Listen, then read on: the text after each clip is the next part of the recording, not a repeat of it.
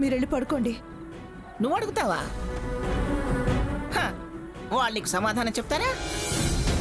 ఏదో welcome party అని వెళ్ళారు. వాళ్ళు సరదాగా సంతోషంగా గడిపొస్తారు.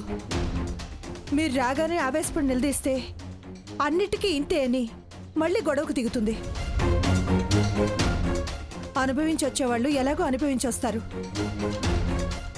అడిగి మీరు చెడ్డనిపించుకోవడం ఎందుకు అత్తయ్య? ఏమిటే దానికి భయపడుతున్నావా? మీరెందుకు మాట పడాలి అంటున్నాను. సీత, సీత,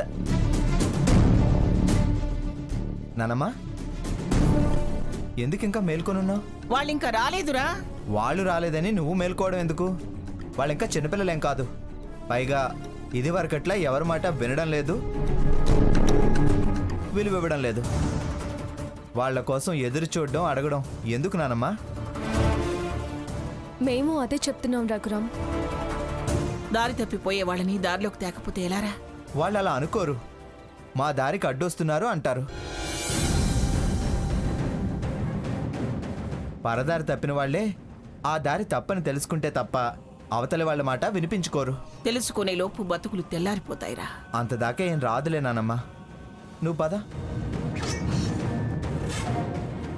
బావా, చాలా గ్రాండ్ పార్టీ ఇచ్చారు బావా. వాళ్ళ లెవెల్కి తగ్గట్టు చేశారు.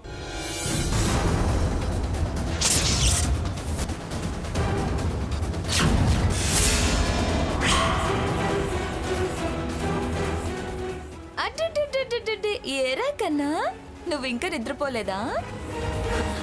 అమ్మ ఇంకా రాలేదని ఎదురు చూస్తున్నావా? నేనంటే ఎంత ప్రేమరా నీకు? వాడికి ప్రేమ ఉంటే సరిపోయిందా? వాడి మీద నీకుండాలి కదా.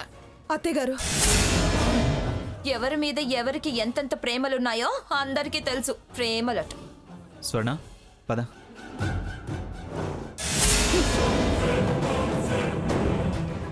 నానమ్మా పద.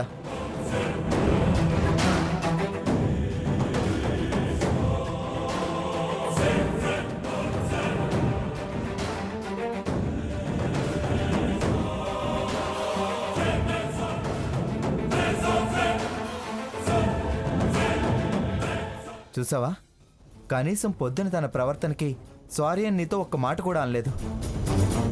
లేట్ అయింది, కారణం ఇది అని నానమ్మకు కూడా చెప్పలేదు. అంత మారిపోయిన వాళ్లను ఇంకా మనవాళ్ళు అనుకోవడం తప్పు. పద. సాకేత్ కూడా ఏమీ మాట్లాడటం లేదు. పైగా పదస్వర్ణ అని మనమేదో అంటున్నామన్నట్టు లోపలికి తీసుకెళ్ళిపోయాడు. వాళ్ళు ముందే ప్రిపేర్ అయ్యి వచ్చారు. ఏం మాట్లాడకుండానే నానమ్మని ఇన్సల్ట్ చేశారు. Waste fellow. వాళ్ళ గురించి ఏం ఆలోచించినా టైం వేస్టే. పద.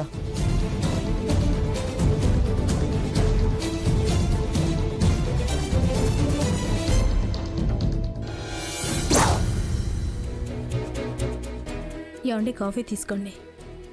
రఘురామ్, కాఫీ తీసుకో.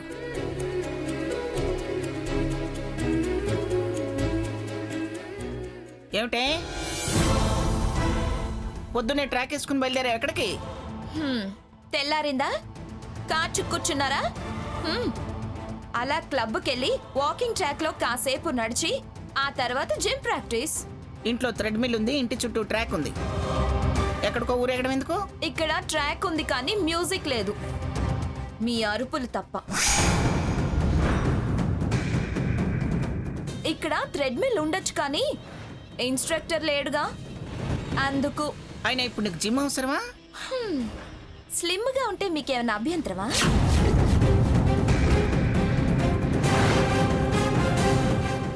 అయినా సెక్యూరిటీ గార్డ్ల ఇన్కమింగ్లు అవుట్ గోయింగ్లు ఈ ప్రశ్నలేంటి?